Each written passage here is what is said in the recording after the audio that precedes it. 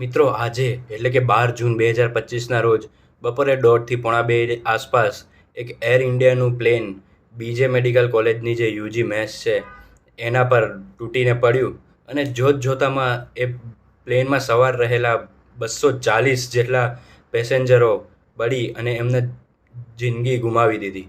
પણ એ સાથે એ પ્લેન જ્યાં પડ્યું એ યુજીની મેસ કે જ્યાં 19-20 વર્ષના એમબીબીએસના સ્ટુડન્ટ્સ જે પોતાની આંખોમાં સપના અને ખભા ઉપર પોતાના મમ્મી પપ્પાઓના સપનાઓ લઈ અને ચાલતા હતા એ તથા જે અતુલ્યમ હોસ્ટેલ છે કે જ્યાં સુપર સ્પેશિયાલિટીના રેસિડન્ટ્સ રહેતા હતા એમણે પણ પોતાનો જીવ ગુમાવ્યો.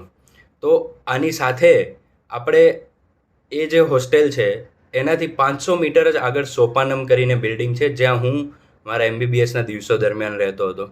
તો ત્યારે ઘણીવાર જિંદગીમાં કોઈ દુઃખ હોય કે માર્ક ના આવતા હોય કે પછી કોઈ ગર્લફ્રેન્ડનો પ્રોબ્લેમ હોય કે પછી ઘરે ઝઘડો થયો હોય કે પછી ફ્રેન્ડ્સ વચ્ચે ઝઘડો થયો હોય એ સમયે અમે 2-3 મિત્રો ત્યાં એ હોસ્ટેલના ટેરિસ પર જઈ અને ત્યાંથી ટેક ઓફ અને લેન્ડ કરતા પ્લેન્સને જોયા કરતા.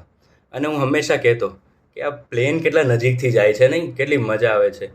અને અમારો એક મિત્ર હતો હંમેશા જાણે એને જ બધું ખબર પડતી હોય એ રીતે અમને કહેતો કે જો જે પ્લેન જે એંગલથી ઉડે છે એના પરથી આપણે ઘણું કહી શકીએ. અને ત્યારે હું કહેતો કે એવું કાંઈ કહેવું નથી, પણ આ પ્લેન આટલું નજીક છે, લાવને કૂદકો મારીને ચડી જઈએ, આપણે પણ અમેરિકા જતા રહીએ. પણ એ ટાઈમે હસીને કહેતો કે એટલું પણ નજીક નથી, પ્લેન ઘણું દૂર છે. હવે મને થાય છે કે કાશ એ પ્લેન એટલું જ દૂર રહ્યું હોત, એટલું દૂર રહ્યું જ હોત. એ મેં